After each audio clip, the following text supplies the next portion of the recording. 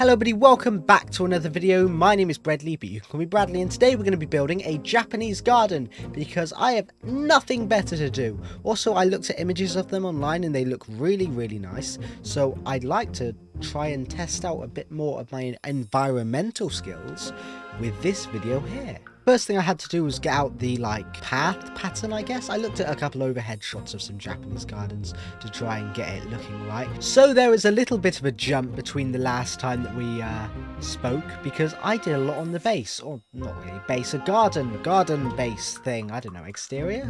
I don't know what to call this now. But I added in a big lake here, which was my plan from the beginning. I always wanted to add in a lake to this thing. And I did a lot of details with this, like some lily pads, and I did some lily pads with leaves, and I added like this cut down tree, which I think this, like, using the fences and the walls to make it sort of slightly connected, looks really cool with the cut down tree in the middle. And I've added like a bridge over here over the river, which I think looks very nice, and I'm going to do a bit more with that river when I get the chance. And I've also added a couple dots like this, and that's going to be for the trees. Now for the rest of this, I think I'm going to go in and time lapse it, because that'll be fun. Surprisingly enough, this is taking me a lot of time. I guess exteriors are actually a lot harder to do than interiors, or not in, sorry. So you have the level of difficulty when it comes to building. What I've realized recently is that interiors are probably the easiest thing you can do in Minecraft, because they're quick to do, they're closed off. All you're really doing is trying to make the space feel as small as possible. With exteriors, you're trying to use color and shape to create a very cool shape. So that's the second hardest, and exteriors are the hardest ones, because you're trying to make the environment look beautiful, and it's just sometimes just gets really difficult because you're trying to design all these individual elements over the entire base, rather than one singular individual element, or less individual elements when you come to the other designs. So I have massive respect for people who do like mainly outdoor stuff in Minecraft, because that is insane. You may be able to see a bit of a pattern in my recent videos, and that is trees. I love trees. Trees are the best. I used to hate trees in Minecraft. I used to literally say that trees are the thing that I will never try and get into because they are so impossible to do. Well, recently, I figured out the thing that I was getting wrong about leaves, and now I love doing them. They're these amazing things that are all natural, and you can use concepts, and frankly, they're incredibly easy to do once you know how to do them. At least for me, because I'm a professional builder. I know all the tips and tricks. I even made a series of shorts where I detailed tips and tricks in Minecraft. But moving on from that, let's talk about these specific trees. Pink cherry blossom trees with white oaks. I looked at some Japanese gardens, right, and a lot of the cherry blossoms, I forgot what their name is, they have these dark oaks, and frankly I've never really liked the look of those. So I tried to go in instead, and I used birch and white, because I saw this very small pink tree with a white oak, and I went, wow, that looks so cool, why can't I try that?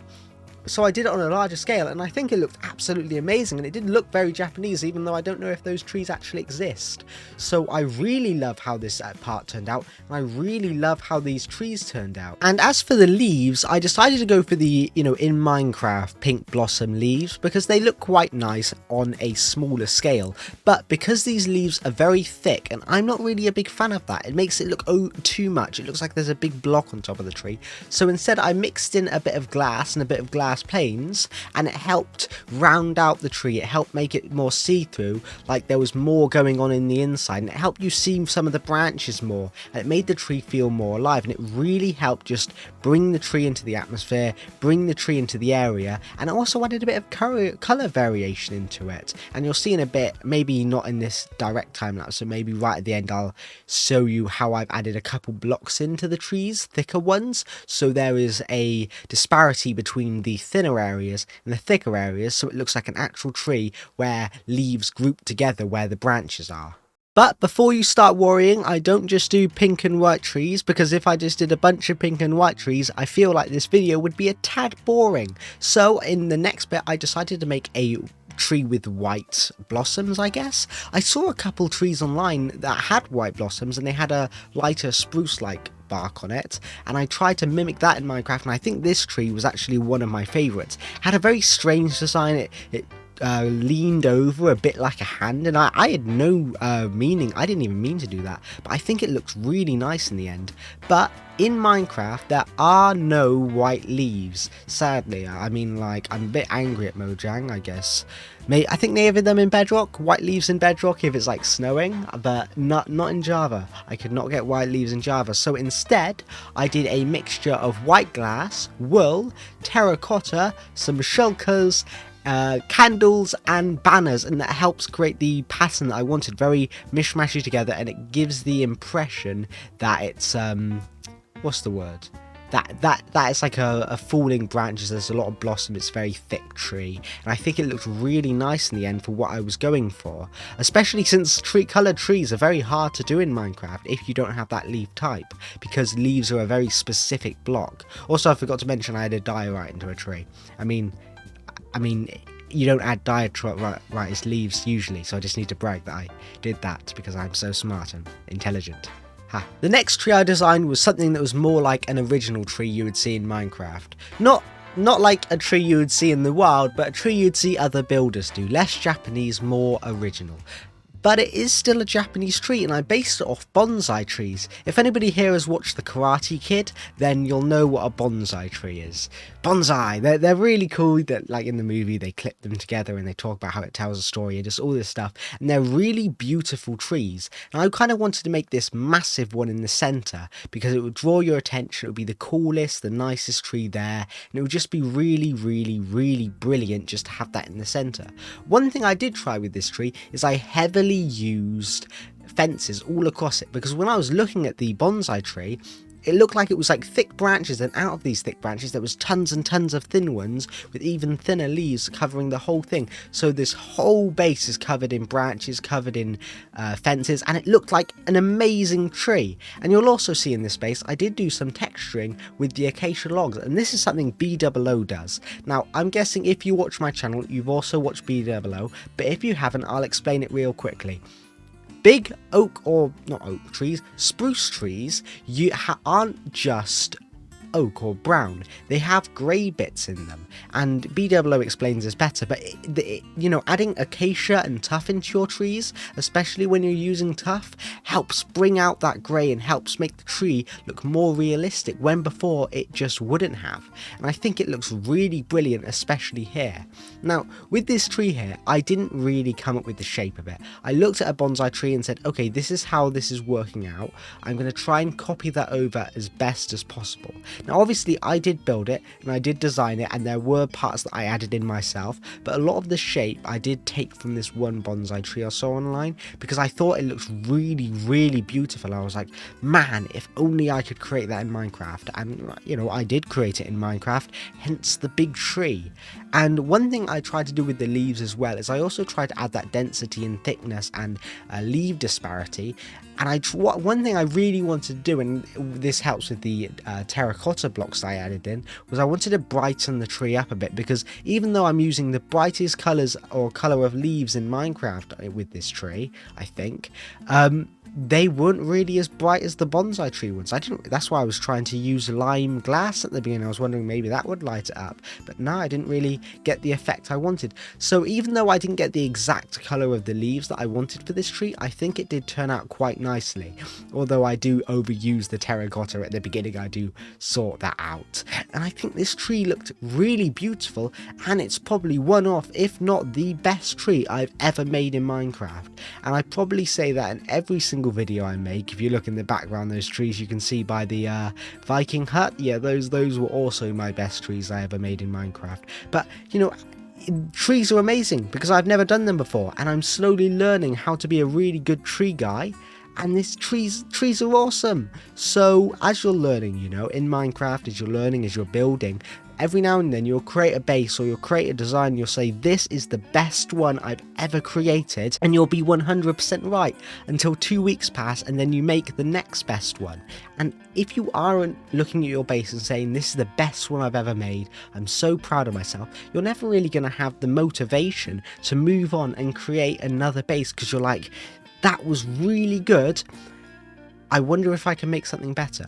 or I wonder if I can replicate this design, replicate the details that I've learnt here and bring it into a future base. And that is just an amazing thing, because as we learn, as we grow, as we change, whether it's in Minecraft, whether it's in art, whether it's in just your job, if you're not looking at your things and being proud about them, you're never really going to have the motivation to change and move forward and find a new area in your life where you're not going to grow into it. And I realised I just got really mushy there and I went all into like life and how you grow, but I think it's a really good thing to learn. Be motivated, be strong in life, do the things you want to do, because you're the only person that really matters within your small area. Obviously help other people or whatever, but like, you know, you're gonna try and motivate yourself to work into your area, because not many other people are going to help you with it. So if you want to learn to do Minecraft building, learn, get better than me, send me a screenshot of what you've done so I can get better than you again.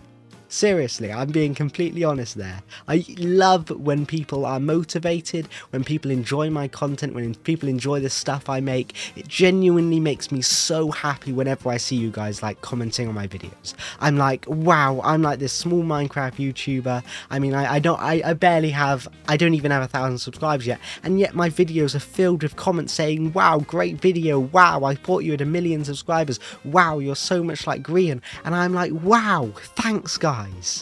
I mean, that means the world to me.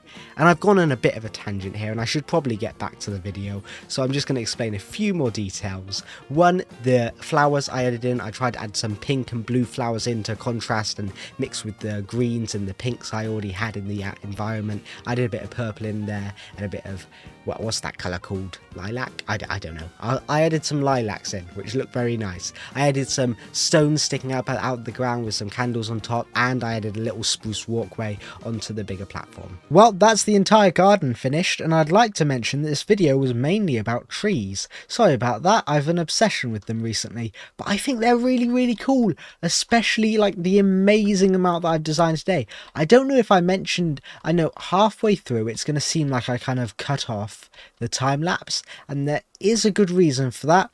I forgot to hit the time-lapse button, but it did turn out pretty cool. And with the time-lapse I'm guessing I spoke a lot about the trees I was making, but let me just go into a little more detail. So I'll show you the parts that I've added first, and then I'll go into all the extra stuff. So I guess I'll talk about the first thing and the least obvious thing, and that's all the texturing on the ground. So what I did with this was I added some dirt and I added some grass over it, and it made it look all spiky and dirty and just looks really cool and really nice, and just it looks kind of messy and looks like actual ground, which you don't really see a lot.